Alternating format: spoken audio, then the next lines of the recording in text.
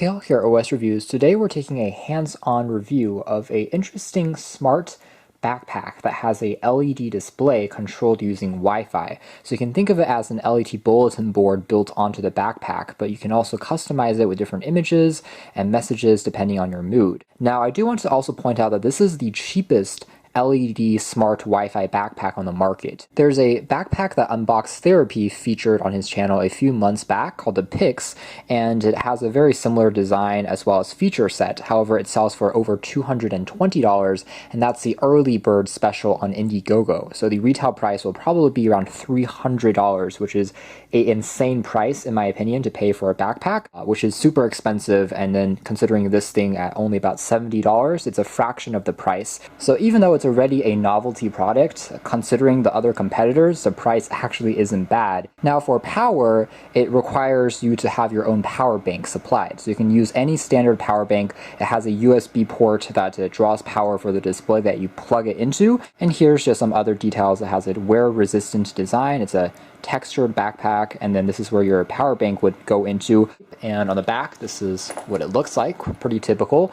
On the smaller side as far as backpacks go, but it will fit a 15-inch laptop without too many problems. Now by default you can see how the display here isn't actually inserted, and that's because to protect it during transportation they actually put it into a separate cardboard box for you to then take it out and slide it in yourself. And then also to download the companion app, there is QR codes that you can scan on this paper. Here's the display itself. It's actually wrapped up. We have again the USB port which draws power, and again there's no power bank included, so you do need to supply your own. We have a kind of printed PCB board which has the kind of microcontrollers and processors on it. And then flipping it around, we have all the tiny LEDs which are embedded onto it. Microscopic, but again, the denser it is, the higher the PPI or the resolution of the display. It still is kind of a retro looking panel as you saw from the advertisements. And here's a zoomed in view of the individual LEDs as you can see here. A slight jump cut, so I've inserted the LED lights and I plugged the USB port into a power bank, and you can see it automatically jumps to life.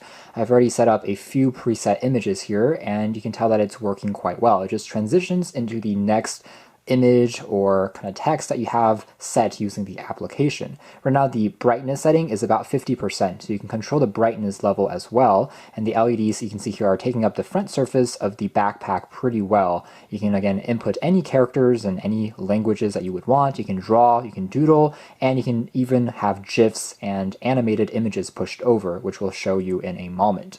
So here we have the lights turned on, but if we dim the lights, it becomes a bit more dramatic looking.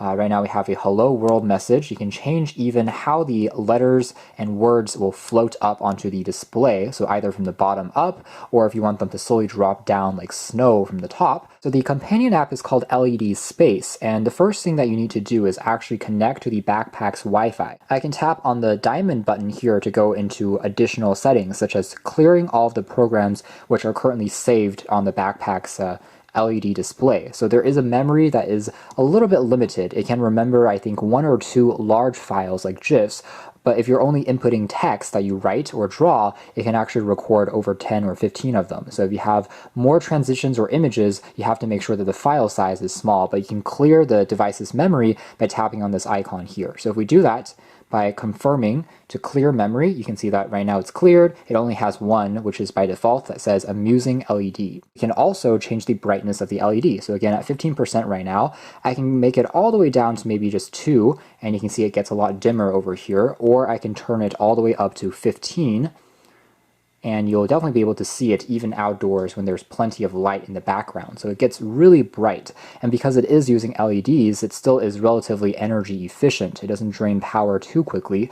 With a power bank that has 5,000 or 10,000 milliamp hours, it will run it for about 8 to 10 hours. Alright, so on the bottom here is our program list. These are all the animations that I've drawn or created that I can push over now to the backpack.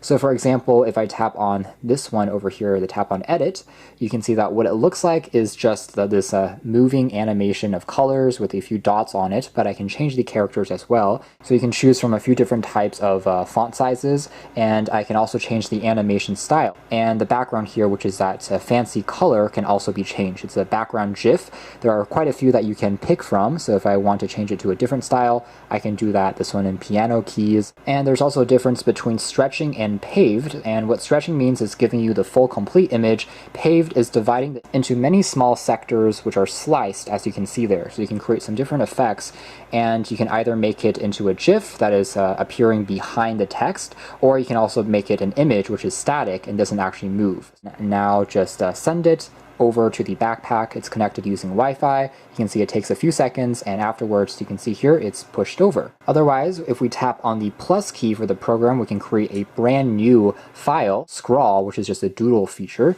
So you have this canvas where you can just draw on. You can change the color, for example, maybe white, and I can say maybe again OS reviews again, and draw a little something. And I can also, when I'm satisfied, tap on confirm. That will again push it over, and it's also pretty fast. Once the animations are finished playing, it's going to go over to the third image right now. So it will always loop back and forth between them. Right now you can see that's OS review.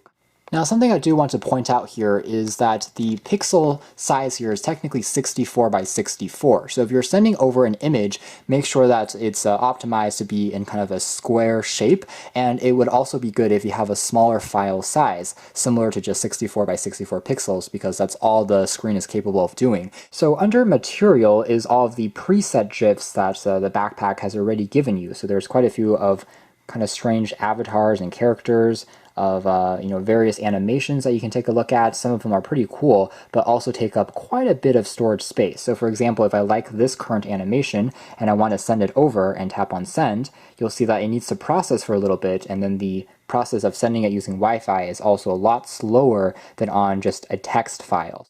But with a little bit of patience, you can see that now it's fully working, and you can have that longer animation there, and it still has a few of the previous images on board. And if you happen to have only maybe one GIF, it will always just keep on repeating and could create a pretty cool effect. It's a butterfly that's fluttering outwards. So like I said at the beginning of this video, this is definitely a novelty product. It's not a bag that everyone will like. It's also not a feature that you'll always want to keep on. It will of course draw attention, which can be a good thing or a bad thing. You can also use a static image like a name or a logo if you just want to change the look of the bag, and it's a very effective way of doing so. And of course it remains also quite interesting to look at, especially in darker situations where it really just comes to life. As far as the other elements of the backpack is concerned, it's also quite well built. It's very rigid as far as the front surface is concerned, so it can withstand some pressure and weight quite well. What it doesn't have, however, is a dedicated water bottle compartment on the side, which is something I would have liked to see.